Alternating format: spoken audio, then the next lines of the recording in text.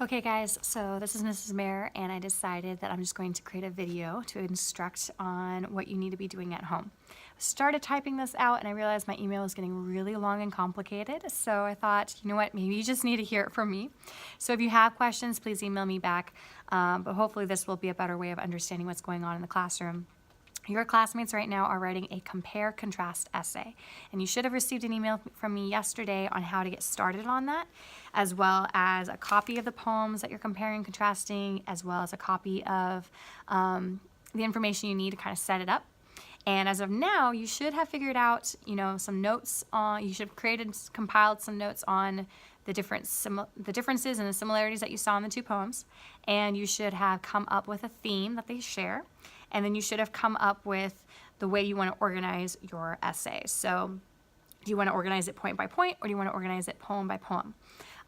So check my email from yesterday to make sure that you're on track for that before you start this next segment. Okay, so now, the other thing, that was one thing, and then you were supposed to also create your introductory paragraph, and I also put in that email from yesterday how to do that. So you should, start off with like a hook, or you could just write your theme, and then from there you're going to mention the two poems and the author's names, and then mention something about each of the poems, regarding some of the similarities or differences you may speak about, and then your concluding sentence. And your concluding sentence is your thesis, and it's in that statement that kind of sets the tone for the rest of your essay.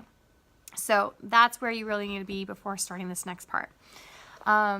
So regarding your introduction, I'm going to go over that real fast in case that was confusing in the email from yesterday.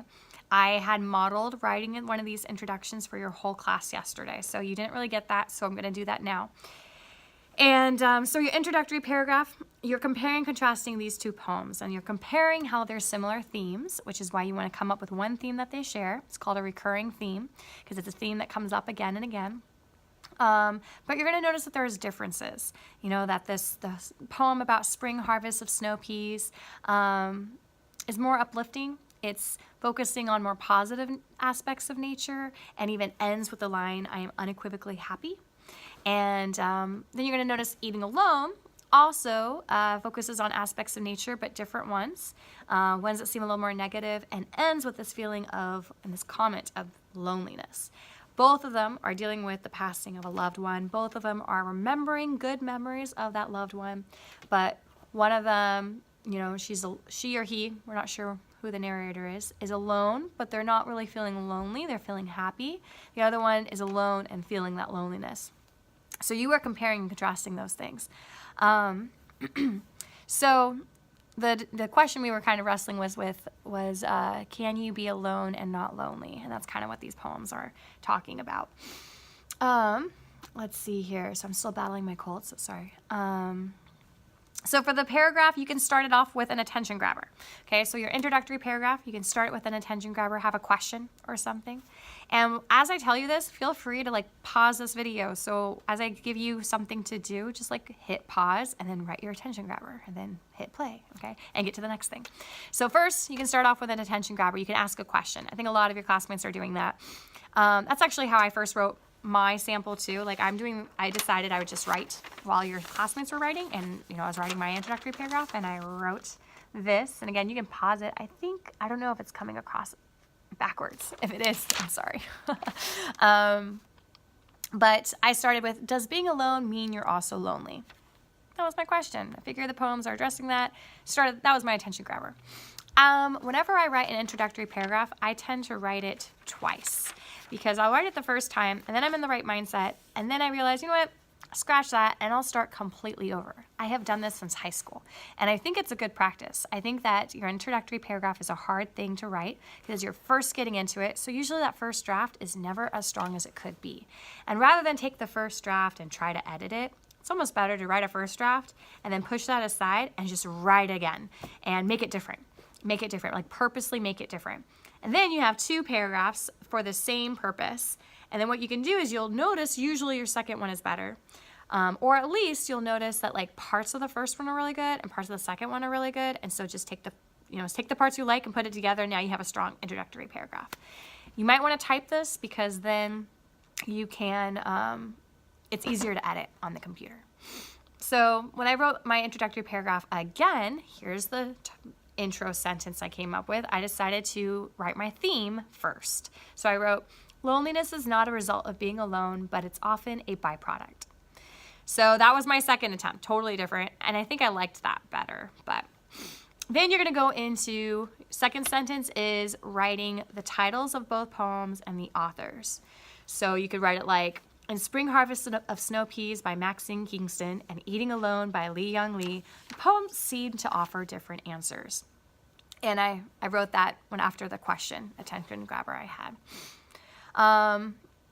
Or you can, write it like, this theme comes across in the poems Spring Harvest of Snow Peas and Eating Alone by Maxine Kingston and Lee Young Lee, respectively.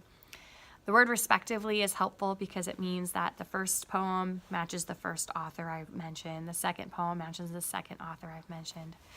So it's not respectfully, it's respectively. You don't have to use that word, but that was just something I came up with. And then you go into a couple lines about each poem, like one line per poem. So I wrote, so my first introductory paragraph, the whole paragraph I wrote was, does being alone mean you're also lonely? In Spring Harvest of Snow Peas by Maxine Kingston and Eating Alone by Lee Young Lee, the poets seem to offer different answers. Through the vivid imagery in Kingston's poem, the reader feels a sense of hope. However, Lee's Eating Alone ends with a longing for companionship. So I mentioned something about Kingston's poem. I mentioned something about Lee's poem. And I'm contrasting. So that kind of sets the mood that, like, hey, this is going to be a contrast compare essay. My other version of this paragraph, I wrote, loneliness is not a result of being alone, but it's often a byproduct. This theme comes through in the poems Spring Harvest of Snow Peas and Eating Alone by Maxine Kingston and Lee Young Lee, respectively. While Kingston chooses to show hope through the vivid natural imagery she employs, a different mood permeates Lee's work, creating a more subdued and somber feeling of loneliness. So I liked that sentence, actually. I felt like it was a very long, complex, but clear sentence. So I was pretty proud of that one. But again, I'm just taking something from each poem and I'm contrasting it. And I'm not providing evidence. I'm not going into detail. I'm not explaining what kind of nature, what kind of mood, but I'm definitely like hinting at it so that that's going to come in my body paragraphs, what I'm actually explaining and giving evidence. Then the most important part of that introductory paragraph is your thesis statement. So one thesis statement I wrote was, while both poems express that loneliness is not the same as being alone, they arrive at their conclusions with different moods and imagery. So through that thesis, I'm going to talk about both poems and how they have that theme in common, that loneliness is not the same as being alone. But you also know I'm going to contrast them because I'm going to say they have different moods and imagery. So that sets up what my whole essay is about. Another example of, let's say I wrote on the computer, of a thesis statement is, both poems focus on the loss of a loved one and the different feelings that come with being alone. So again, I'm going to compare them because they both have the same similar topic, but I'm going to contrast them because I'm going to talk about how they arrive in different perspectives, and I'm going to go more in detail about how they do that through mood and how they do that through nature. Another possible thesis was, using nature, both poems create a different mood while remembering past loved ones. So I'm going to talk about nature, I'm going to talk about mood, I'm going to talk about the fact that they're both remembering past loved ones. I'm going to contrast through different moods, but I'm also noticing that they both use nature. So through the thesis statement, I should be able to tell what kind of essay this is. I should get the idea that it's about comparing and contrasting. I should know that you're doing two poems. I should know the kinds of things you're going to compare and contrast, but you're not going into detail. That's what the body paragraphs are for. Okay, so you need to write your introductory paragraph first. It does, introduce the rest of the essay. You're going to end up editing it. Even the two I came up with, I would probably go back in and edit. Like, I already started doing that. You can see my cross out words and such and coming up with better vocabulary. So you might want to rewrite your introductory paragraph, like write it one time like I did, and then start over and just write again. And then you'll notice like, oh, I like this one better. Or you might notice like I did, I liked this really complex sentence I came up with here really well, but I liked how I ended it here better. So I'm going to take pieces of both and put it together in a third version. So introductory paragraph, you need to write, again, check your email so that you have a copy of the poems. so that you can look at both of those and come up with what you're going to write with. And then you need to figure out how you're going to organize the rest of your essay. So are you going, and you're going to go into your body paragraphs next. Are you going to talk about one poem at a time? Or are you going to talk about both poems at the same time, but focusing on one point, like mood? I'm just going to talk about mood. I'm going to talk about both poems. Or I'm going to talk about this poem and talk about everything about it, and then talk about this poem and talk about everything about it. Which one? Okay, so I'm realizing this is already a long video. This is why I didn't want to try to email all this. So I'm going to stop this video. I'm going to create a second video that has to do with the body paragraph part. And so don't watch the second video until you're done with the introductory paragraph, okay?